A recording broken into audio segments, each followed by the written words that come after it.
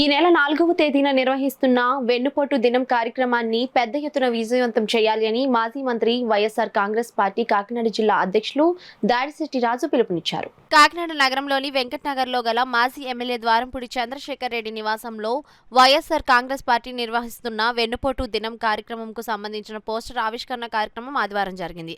మాజీ ఎమ్మెల్యే ద్వారంపూడి చంద్రశేఖర్ రెడ్డి అధ్యక్షతన జరిగిన ఈ కార్యక్రమంలో పార్టీ జిల్లా అధ్యక్షులు దాడిశెట్టి రాజాతో పాటు కాకినాడ పార్లమెంట్ పరిశీలకులు దాట్ల సూర్యనారాయణరాజు, మాజీ మంత్రులు కుర్సాల కన్నబాబు, తోట నరసింహం, మాజీ ఎంపీ వంగ గీత, పిఎస్సి సభ్యులు ముద్రగడ్డ పద్మనాభంలు పాల్గొని వెన్నుపోటు దినం పోస్టర్ను ఆవిష్కరించారు. ఈ సందర్భంగా పార్టీ జిల్లా అధ్యక్షులు మాజీ మంత్రి దాడిశెట్టి రాజా మాట్లాడుతూ, కూటమి ప్రభుత్వం ఎన్నికల ముందు అనేక వాగ్దానాలు చేసి అధికారంలోకి వచ్చి ఏడాది కాలం పూర్తి కావస్తున్నా ఇచ్చిన హామీలను అమలు చేయకుండా ప్రజలకు వెన్నుపోటు పడడంతో జూన్ 4వ తేదీన వెన్నుపోటు దినం కార్యక్రమంగా నిర్వహిస్తున్నామని, ఈ కార్యక్రమాన్ని విజయవంతం చేయాలి అని ఆయన పార్టీ శ్రేణులకు పిలుపునిచ్చారు. ఈ కార్యక్రమంలో పార్టీ నగర అధ్యక్షులు సుంకర శివప్రసన్న సాగర్, అధికార ప్రతినిధులు సుంకర విద్యాసాగర్, రాష్ట్ర నాయకురాలు రాగిరెడ్డి చంద్రకళా దీప్తి, తోట రంజీ, చక్రవర్తి తదితరులు పాల్గొన్నారు. గట్టిగా చేయాలని, ఈ కార్యక్రమం చాలా గట్టిగా చేయాలని, తీవ్రంగా చేయాలని, ఎందుకంటే ఈ రాష్ట్ర వ్యాప్తంగా సుమారు తెలుగుదేశం పార్టీ వచ్చిన ఈ సంవత్సరంలో 390 మంది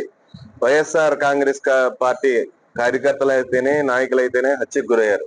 అదే విధంగా మహిళలు, మరి విజనరీ అని చెప్పుకునే చంద్రబాబు నాయుడు గారి పరిపాలనలో భారతదేశం మొత్తం మీద అట్టడుగు నుంచి 2వ స్థానంలో ఉంది మహిళా వేధింపుల విషయంలో. మరి పెద్ద పెద్ద మాటలు చెప్పిన నాయకులు మరి ఏం చేస్తున్నారో ఈరోజు ఎవరు మహిళల విషయంలో ఎవరు ఒక్కొక్కరు కూడా మాట్లాడిన పరిస్థితి కనపడుతుంది. ముఖ్యంగా ఈ రాష్ట్ర ప్రజలకు జరిగిన దగా మీద, మోసం మీద వైఎస్ఆర్ కాంగ్రెస్ పార్టీ ప్రజలతో పాటు ప్రజల పక్షాన 4వ తారీఖు పోరాటం విజయవంతం చేయాలని చెప్పేసి మనస్ఫూర్తిగా కోరుకుంటున్నాం.